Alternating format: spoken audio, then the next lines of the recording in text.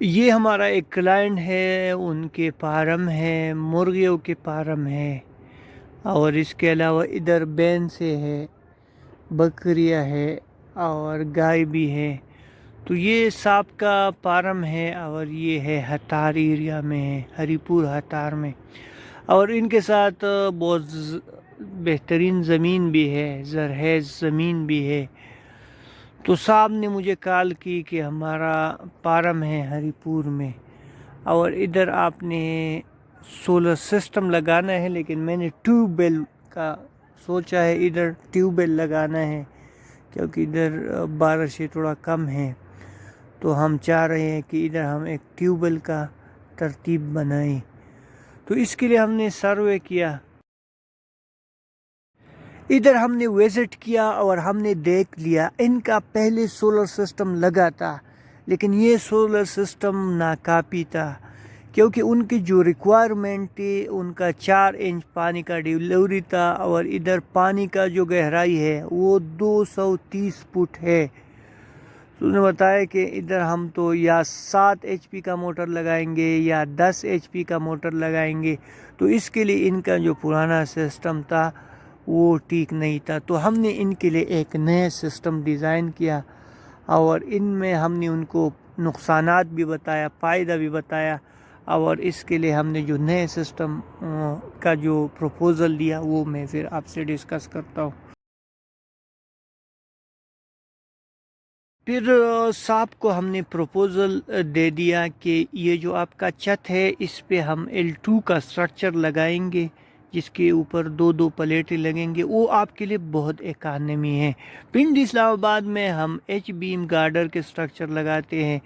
کیونکہ ادھر مکان تو یا 10 مرلے کا ہوتا ہے یا میکزیمم کنال کا ہوتا ہے، تو ہمارے پاس سپیس نہیں ہوتا ہے، تو اس لیے ہم اوپر پورا چھت پہ وہ گارڈر کے سٹرکچر لگاتے ہیں، تو اس پہ بہت زیادہ ایکسپینس آتا ہے۔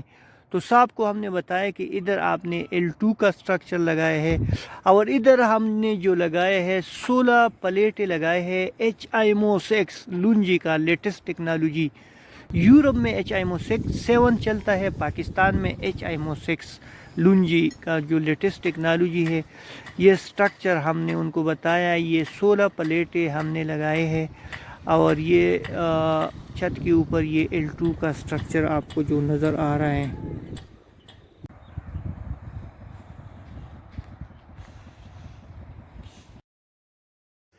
ادھر HIMO6 16 پلیٹوں کے ساتھ ہم نے ان کو بتایا تھا کہ آپ نے لگانا ہے 8 کلو واٹ کا نیٹراکس کا انورٹر، اور اس کے ساتھ ہم لگائیں گے پونیکس کے TX 2500، مطلب 230 AH 12 وولٹ کے 4 بیٹری لگائیں گے۔ تو اس کا فائدہ کیا ہے، نقصان کیا ہے؟ اگر ہم نے یہ سسٹم اس لیے لگایا ہے کہ اگر آپ صرف VFD لگائیں گے تو VFD میں صرف پانی آپ نکال سکتے ہیں، پانی کے علاوہ وہ سستا ہے، لیکن صرف آپ پانی نکال سکتے ہیں، پانی کے علاوہ وہ آپ گریر یوز کے لیے استعمال نہیں کر سکتے ہیں، تو یہ ان کا سب سے بڑا نقصان ہے۔ تو ہم نے صاحب کو بتایا کہ 8 کلو واٹ کا ہم نے ٹراکس لگائیں گے۔ یہ ایک ایسا انورٹر ہے کہ ہائیبریڈ آن گریڈ ہے،